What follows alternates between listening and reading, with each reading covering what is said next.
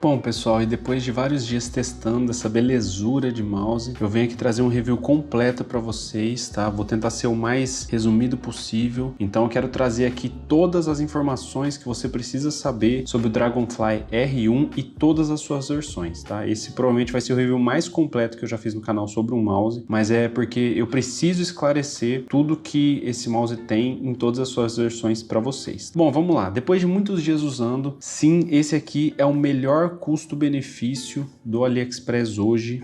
Na minha opinião, não tem um mouse de melhor qualidade pelo preço que ele oferece hoje, tá? Um mouse muito semelhante ao Dragonfly F1. Eu vou trazer, logo vou trazer um review do Dragonfly F1 para vocês também, mas é um mouse assim com um coating excelente, tá? Uma extrema qualidade de acabamento, uma extrema qualidade de construção, um mouse bem firme, não tem partes frágeis, sabe? Um mouse bem resistente, assim, muito bem construído. E o coating dele, pessoal, a textura que esse acabamento dele traz, oferece um grip sensacional e uma qualidade assim de você pegar na mão. Você já vê, eu tô aqui com a AJ139 Pro, por exemplo, você já vê que o AJ é um excelente mouse, tá? Um dos melhores aí, na minha opinião, em relação ao custo-benefício também, um excelente mouse. Mas assim, você pega na mão, você já vê que o R1 é bem superior, principalmente no coat, assim, na textura, na qualidade do grip. Você claramente percebe essa diferença entre um e outro. E um peso de 50 gramas, pessoal, um mouse extremamente leve. E bom, falando do shape dele, pessoal, ele traz esse shape aqui um pouco diferente dos mouses que a gente tá acostumado aqui do canal. Ele tem a frente dele aqui bastante baixa e a parte alta dele é um pouco recuada. Então ele vai oferecer uma pegada bastante confortável para quem usa claw,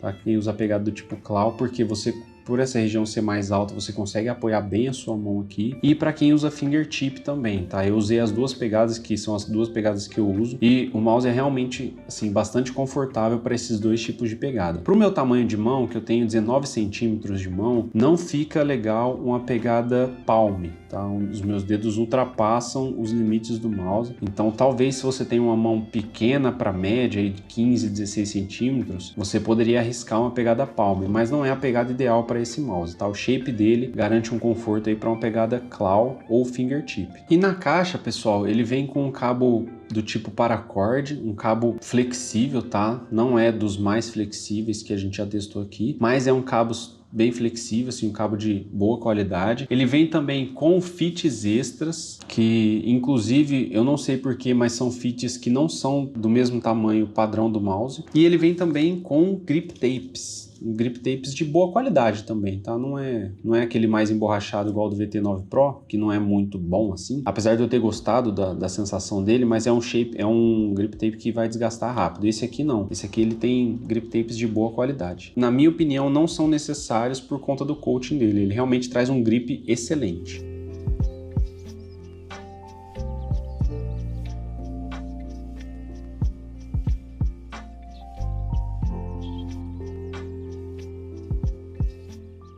Falando agora dos switches, pessoal, esse mouse aqui oferece switches que são relativamente novos, tá? Eu vou falar muito sobre eles mais para o final do vídeo, quando eu fizer as comparações das versões, mas os switches aplicados aqui, pessoal, são os switches Ruano Iceberry Powder Dot, tá? Eles são switches relativamente novos, não são os Blue Shell Pink Dots, tá bom? Não são switches Blue Shell Pink Dots, eu já vou mostrar para vocês depois nas comparações, tá? E esse switch aqui ele foi desenvolvido para 90 milhões de cliques. Os Blue Shell Pink Dots, eles são desenvolvidos para 80 milhões de cliques. Esses switches aqui são um pouquinho superiores aos Blue Shell Pink Dots que a gente já conhece em outros mouses, como a J139 Pro, como o VT9 Pro e muitos outros, tá? Aqui são os Iceberry Powder Dots, na versão R1 Pro, tá? E R1. A R1 Pro Max tem outro e a R1 SE tem outro, mas eu vou comentar sobre isso mais para o final do vídeo.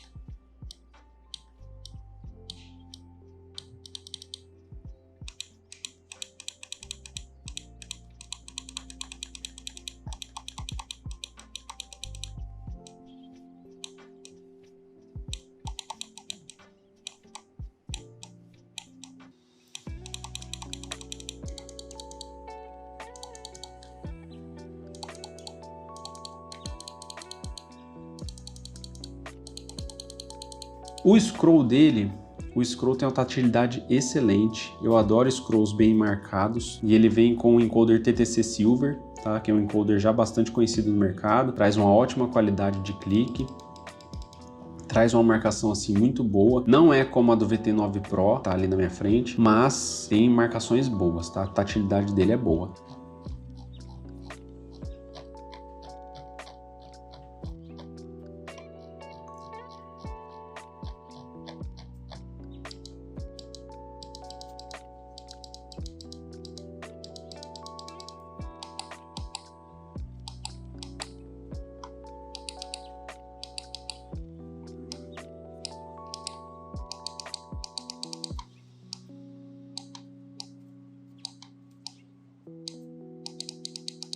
E já nos fits, eles são fits 100% em PTFE, com uma ótima qualidade também, tá? Não tive problemas em nenhum tipo de mousepad, testei ele no mousepad aqui da Fallen Store, que é um Speed++, um Speed++, que eu vou trazer um review para vocês também, porque de Speed++ aqui, na minha opinião, não tem nada.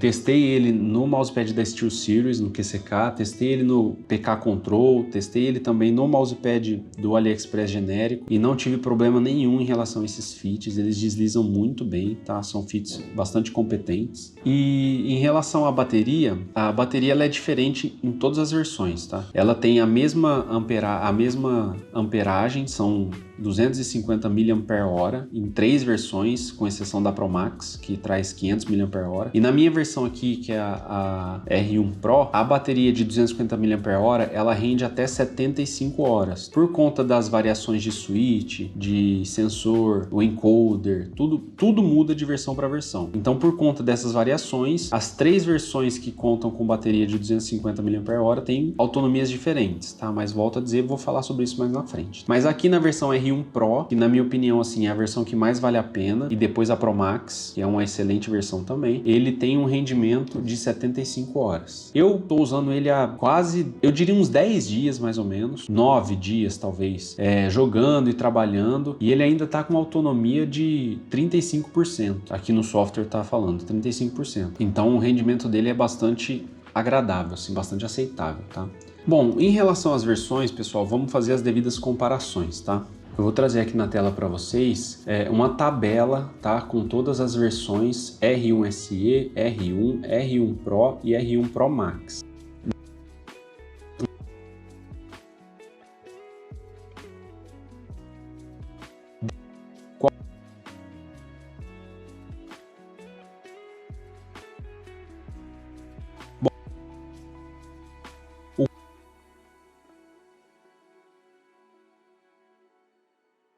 coating seria essa textura, esse acabamento que o mouse traz na sua superfície, tá? Então, em relação ao R1 e R1 SE, ele não tem acabamento, ele não tem textura, aplicação nenhuma aqui no coating, no material dele. Então é um coating semelhante a um Ajas AJ139, é o coating semelhante a um VT9 Pro, o grip, a textura. Já em relação ao R1 Pro e o R1 Pro Max, nós temos um coat que ele é mais agradável ao toque, né? Que é essa versão que eu estou usando, que traz esse grip, essa textura que é superior aos demais mouses, né? Que é semelhante ao Dragonfly F1.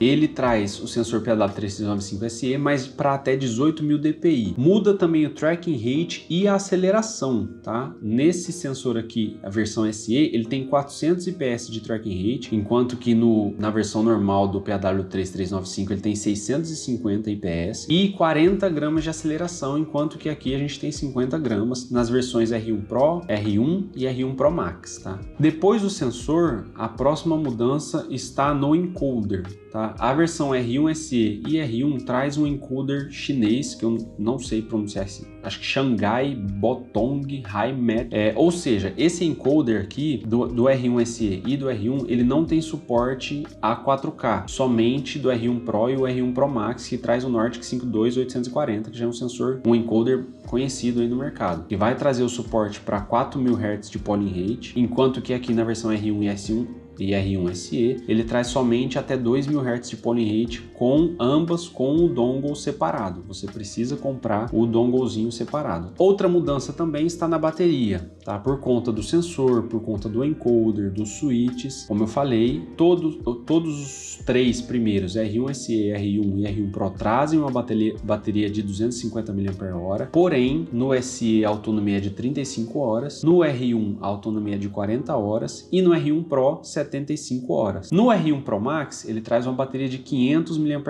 para até 150 horas de uso. E agora, pessoal, vem a principal mudança em relação a uma versão para outra, que é o switch. O R1 SE vem com o switch Ruano, ele não especifica qual modelo que é, mas ele é para até 20 milhões de cliques. Provavelmente é um modelo de entrada da Ruano, um switch de entrada da Ruano. Não deve ser ruim, mas a durabilidade dele é bem menor do que os demais. No R1, a versão normal, ele já vem com o mesmo switch do R1 Pro, que é o Ruano Iceberry Powder Dot, tá? Esse switch aqui é esse aqui, ó. Iceberry Powder Dot, tá? Para 90 milhões de cliques. O Blue Shell Pink Dot é esse switch aqui, ó. Ele tem a sua construção toda em azul com o Pink Dot, o botão em rosa. No caso do Iceberry, ele é todo em rosa, também com o botão em rosa. E aí, pessoal, eu tive que pesquisar muito para eu encontrar isso aqui. Eu até achei num fórum gringo do Reddit, que é o mesmo switch aplicado no Dragonfly F1 MOBA. Muitos falaram que é o Ruano Blue Shell Pink Dot, mas quando você abre o mouse é o Iceberry, tá lá, né? Não corresponde ao Ruano Blue Shell Pink Dot. Até no anúncio estava escrito Ruano Blue Shell Pink Dot, mas quando você abre o mouse é o Iceberry que tá aplicado aqui, que é um switch melhor até do que o Blue Shell Pink Dot.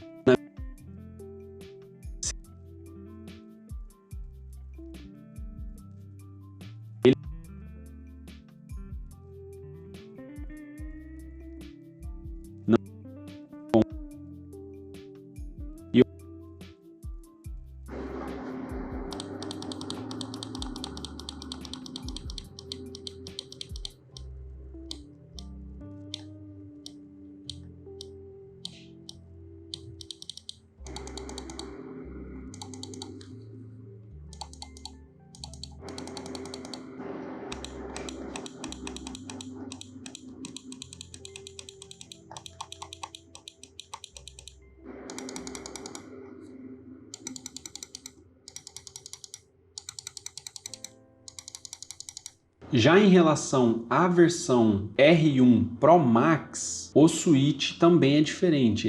Ele traz o Kailh White Blade para até 100 milhões de cliques.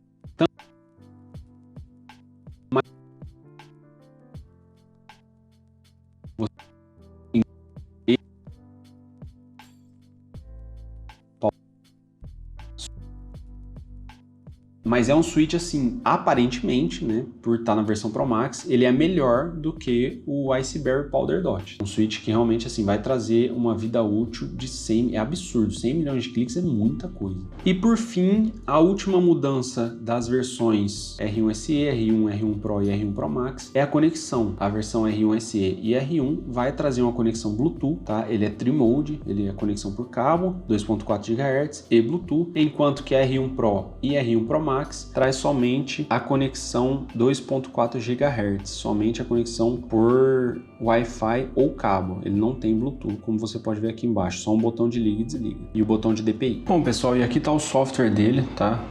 Ele basicamente usa o V-Hub, que é uma cópia do G-Hub, entre aspas, né? E aqui já na home você tem o mouse com todos os seus botões, tá? Não tem nada demais assim. É um software bastante simples, na verdade, mas tem uma característica que eu gostei muito dele, que é o quê? Aqui já no Remap, se eu mudar, por exemplo, o botão do meio aqui do scroll, eu consigo selecionar aqui teclas do teclado. Eu não preciso criar um macro como eu fazia nos outros mouses. Se você ver os reviews dos mouses anteriores a esse, eu criava um macro para substituir o scroll ou o botão de backward ou forward pelo botão delete. Aqui eu já posso ir direto no keyboard key. Ele tá assim porque é uma versão em inglês, tá? Aqui tá tudo em chinês, na verdade. Mas nessa versão em inglês ele fica com as letras passando uma em cima da outra. Então eu vou aqui no keyboard key, puxo aqui para baixo, posso colocar um backspace, posso colocar um delete, posso colocar qualquer tecla do meu teclado. Ele traz todas as teclas. E aqui eu coloco um delete, já vou até deixar o delete inclusive. E aí aqui então, no botão do scroll, eu tô com o delete, eu não preciso criar um macro, tá? O próximo menu é do DPI, e aqui vale ressaltar que eu senti que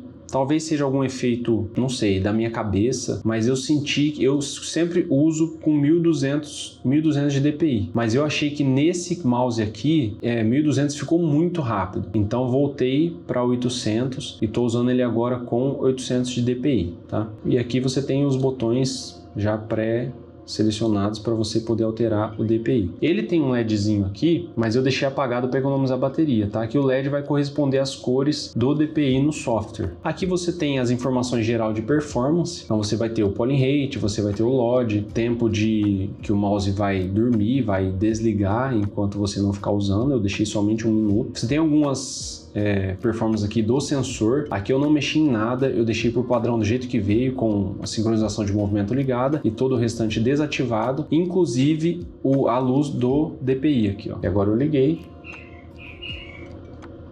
Tem também a opção de long range para você deixar o adaptador longe, né, do seu PC, ele vai buscar um alcance mais longo, mas eu deixei desabilitado porque o adaptador aqui no caso está perto. E tem também o debounce, que eu costumo deixar em 2 milissegundos normalmente. Ele aparece uma mensagem de aviso porque pode dar alguns bugs em alguns programas ou jogos, mas 2 a 4 milissegundos para mim tranquilo. E é basicamente isso, pessoal. E aqui a gente tem as versões de firmware, tanto do adaptador 2.4 GHz, quanto da versão do mouse, e as opções de você parear o receptor 4K ou restaurar as configurações de fábrica do software, tá? O único problema que eu achei desse software aqui foi a dificuldade de encontrar ele na versão inglês. Eu demorei um pouco, me custou um pouco encontrar esse software, mas eu vou deixar o link para vocês aqui, vai ficar tudo mais facilitado, beleza? E para concluir, eu recomendo muito. Ele ultrapassou a minha lista de mouses favoritos até o momento. Por enquanto eu tinha o VT9 Pro como meu mouse favorito, mas hoje o R1 Pro é sim o meu mouse favorito, tá? Um mouse excelente.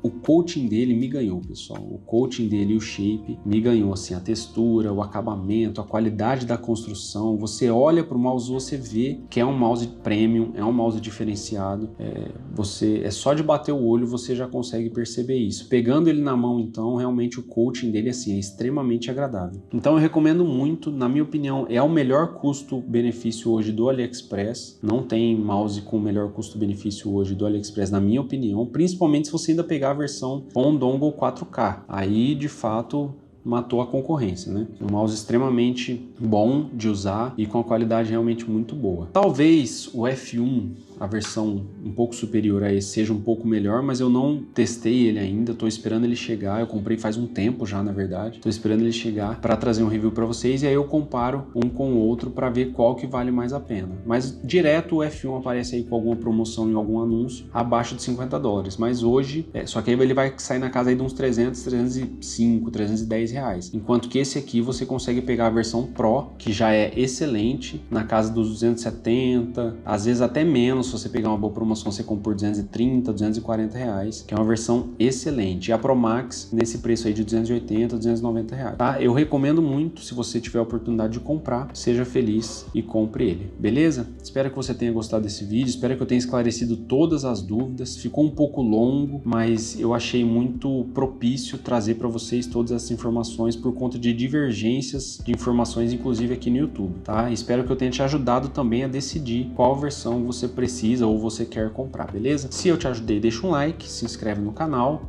e até a próxima. Valeu, fui!